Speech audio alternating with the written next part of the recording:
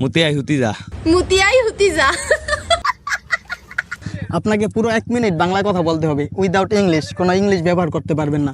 যদি 1 মিনিট বাংলায় কথা বলতে পারেন তাহলে আমাদের পক্ষ থেকে আপনার জন্য ছোট্ট একটা গিফট আছে। ওকে। আপনার টাইম স্টার্ট। আজকে রাইতে আর আম্মায় বললাম আরে মুতিয়াই হুতি যা। মুতিয়াই হুতি যা। যা। আই বলি আর মোতা ধরে নাই। আচ্ছা, তারপর গেলাম সকালে দিঘিরবার বাজার, বিক্রির পর বাজার। গেলাম নাস্তা করলাম, তারপরে রুটি খাইলাম, চা খাইলাম। চা খাইলেন?